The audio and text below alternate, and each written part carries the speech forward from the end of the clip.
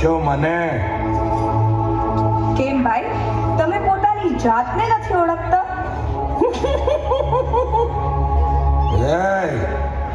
હસવાનું બંધ કરો ને મારી ઓળખાણ આપો. એ હુકુમ. દેવળભાઈ, તમારી સામે જે ઊભા છે એ છે.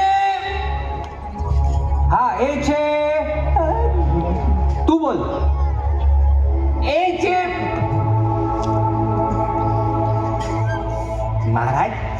શું કઈ તમારી ઓળખાણ આપો?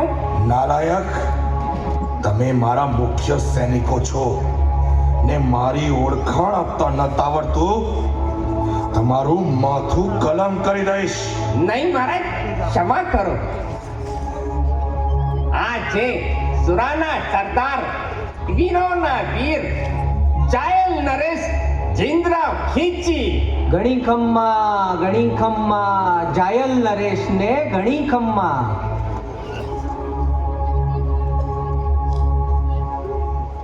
દેવળભાઈ, હવે તો ઓળખાણ મળી ગઈ ને? હા, હવે બરાબર રીતે ઓળખી ગઈ તમને. કહો, મારા આંગણે શું કામ પધાર્યા? દેવળભાઈ, મેં સાંભળ્યું છે કે તમારી પાસે એક ચમત્કારી ઘોડી છે જેનું નામ છે કેસર કાલવી. મને એ ઘોડી જોઈએ છે. શું છે કે એ ઘોડી ઉપર મારા જેવો કોઈ વીર જ શોભે, કોઈ કાયર નહીં. વીર કોણ અને કાયર કોણ એ તો હરી જાણે. મારી ઘોડીનો અસવાર કોણ બનશે એ તો પોતે ઘોડી જ નક્કી કરશે. અરે દેવળભાઈ, તમારી પોતાની અક્કલ શું ઘાસ ચરવા ગઈ છે? ઘોડી ક્યારથી પોતાનો અસવાર નક્કી કરવા લાગી?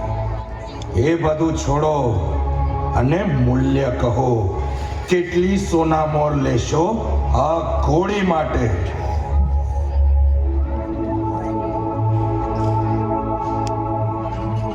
તમને નહીં પરવડે રાજન, કારણ કે આ ઘોડીનો અસવાર તો કોઈ અનમોલ જ હશે. તમારી જેમ કોઈની અક્કલ આંકનારો નહીં હોય. માફ કરજો, પણ હું તમને આ ઘોડી નહીં આપી શકું. દેવળ! મહારાજ, તલવાર નહીં કાઢતા. આ ચારણ કન્યા છે.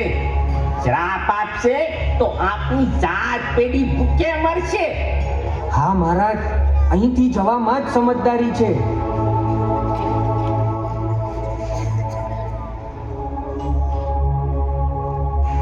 ચાલો